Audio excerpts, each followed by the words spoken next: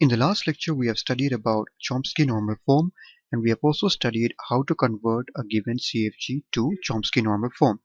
So in this lecture, we'll be studying about another normal form, which is known as the Greibach normal form. We shall see what is this, and we will also see how to convert a given context-free grammar to Greibach normal form. Alright, so let's see what is a Greibach normal form. A context-free grammar is in Greibach normal form if the productions are in the following forms: A gives B, or A gives B C1 C2 up till Cn, where A C1 till Cn are non-terminals and B is a terminal symbol. So if you have a production of this form where A, which is a non-terminal symbol, gives B, which is a terminal symbol, this is in Greibach normal form. Or if you have a production of this form where a non-terminal symbol A gives a terminal symbol followed by a set of non-terminal symbols, then also it is in Greibach normal form.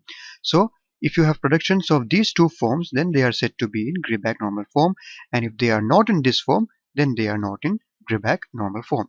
So now we shall see the steps that we need to follow in order to convert a given CFG to its equivalent Greibach normal form. So here we have the steps that we need in order to convert a given CFG to GNF. So step number 1.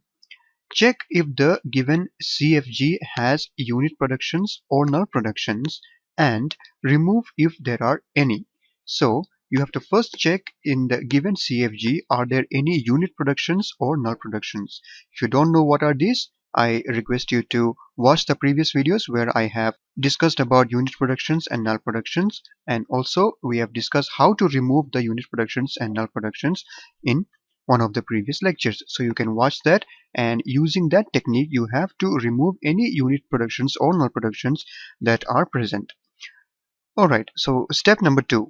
Check whether the CFG is already in Chomsky normal form and convert it to Chomsky normal form if it is not.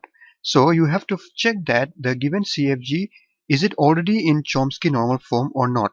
And if you don't know about Chomsky normal form, I advise you to watch the previous lecture where we have discussed about Chomsky normal form, and we have also discussed the steps that we need to follow in order to convert a given context-free grammar to Chomsky normal form. So in step 2, we have to check whether the given CFG is already in Chomsky normal form, and if it is not, you have to convert it using the technique that we have discussed in the previous lecture. And then step 3 says, change the names of the non-terminal symbols into some A of I in ascending order of I. Now what do we mean by this? We will see this using an example. Alright, so here we have an example where we have a context-free grammar given, and the productions are of this form: S gives CA and also BB, B gives small b and also SB, C gives small b, and A gives small a. So here the capital letters denote the non-terminal symbols, and then the small letters, they denote the terminal symbols. So let us just see step number 1. We have to check if there are any unit productions or null productions. If you see that in these productions there are no unit productions or null productions, so step 1 we don't have to do it. And step number 2 says check whether it is already in Chomsky normal form. So if you remember the rules that we need to follow in order to check whether a given context-free grammar is in Chomsky normal form, and using that, if we see that this is already in Chomsky normal form. So step 2 also is done. Now step 3 says change the names of the non-terminal symbols into some A of I in ascending order of I. Now how do we do this? For doing this, we see that we have the non-terminal symbols S, C, A, B in these productions, and all this we have to replace it with some A of I. And let's see how we can do this. So here we will replace S with A1, and then C with A2, and then A with A3, and B with A4. So this is how we will replace the names of these non-terminal symbols using A of I, where I is from 1 to 4 for this particular example.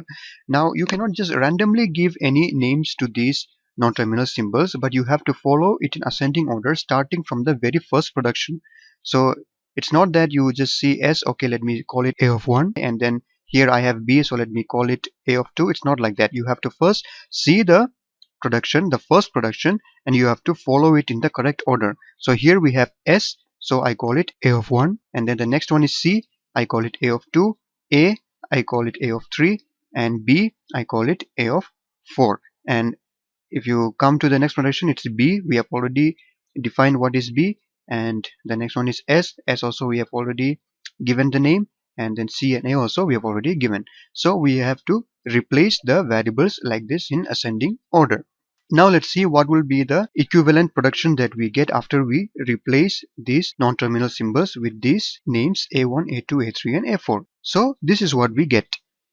A1 gives A2, A3 and A4, A4. So if you see, why did we get this? S was A1, that is why I wrote here A1. C was A2, that is why it's A2 here. And A was A3, that is why it's A3 here. And both B's were A4, that's why we got A4, A4 here. And the rest of the things also, when we replace it, this is what we get.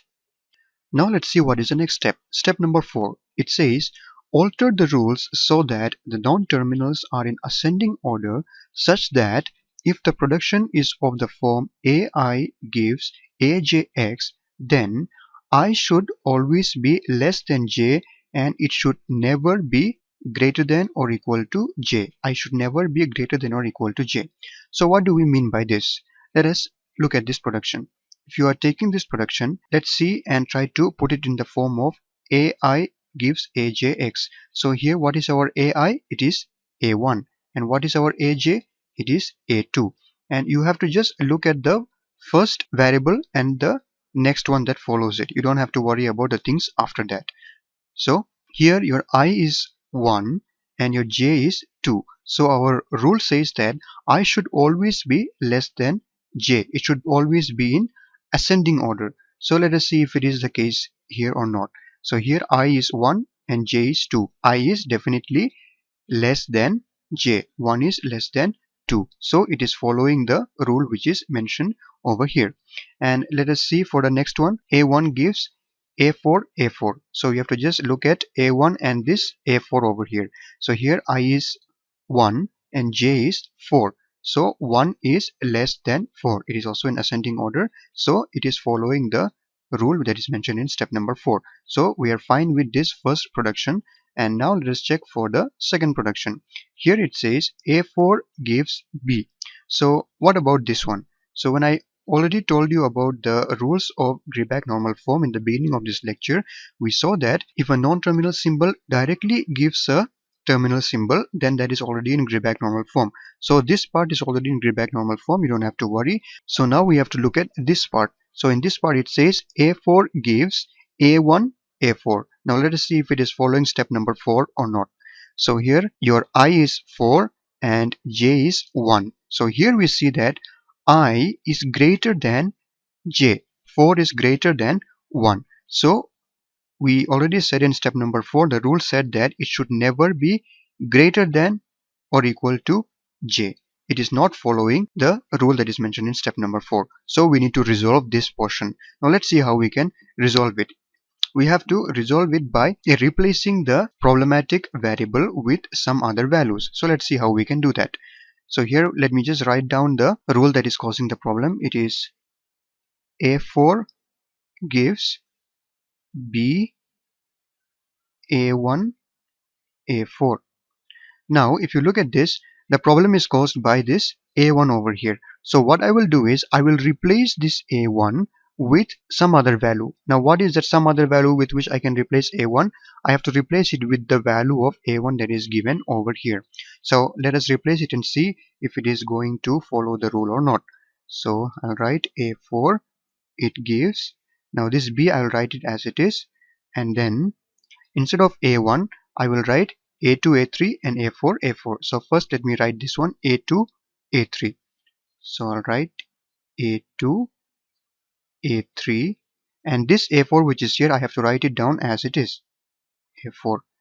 And also it gives A4 A4. So instead of this A1 I will put A4 A4 A4 A4, and this A4 which was here I will write it down as it is, A4. Alright, so now we have this production. Now let us see if it is following the rules that was mentioned in step 4 or not. A4 gives B, that is fine. Now A4 gives A2, A3, A4. Now let us check here. Our I is 4 and our J is 2. Again we see that I, which is 4, is greater than J, which is 2. So this is not allowed, so it is still not following the rule of step number 4. So what I'll do is I will replace the value of a2, because this was the variable that is causing the problem. I will replace the value of a2 with some other value in order to make it follow rule number 4. So what is the value of a2 with which I can replace it? A2 gives b. Now let me try to replace a2 with b.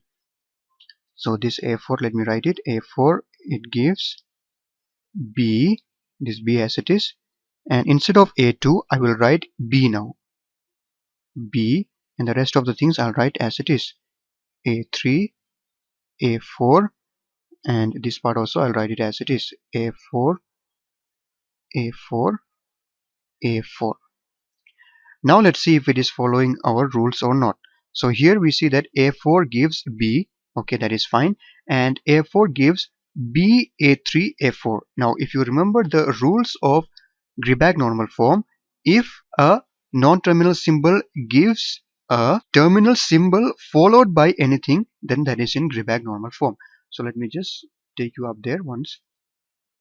So if you see here, a CFG is in Greibach normal form if it is giving a terminal symbol directly, or if it gives a terminal symbol followed by any other variables, then also it is in Greibach normal form. So we see that this part is in Greibach normal form now. B and B, A3, A4 are already in Greibach normal form. Now we have to check this part.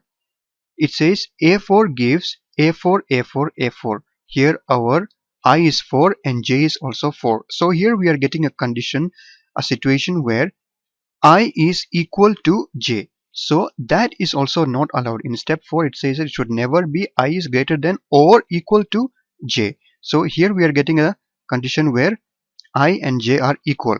So when we get this, what we have to do? When we get this kind of condition is known as left recursion. So our step number 5 is to remove the left recursion. So there are certain steps that we need to follow in order to remove left recursions, and that we will be discussing in the next lecture. So I hope this was clear to you. So you have to follow steps number 1 to 4 in order to convert a given CFG to its equivalent Greibach normal form. And now it is not complete because we have encountered a left recursion over here, and in the next lecture we will be discussing how to remove the left recursion, and after removing the left recursion what we get will be the CFG that is completely converted to its equivalent Greibach normal form. So thank you for watching this, and see you in the next one where we will be discussing about removal of left recursions.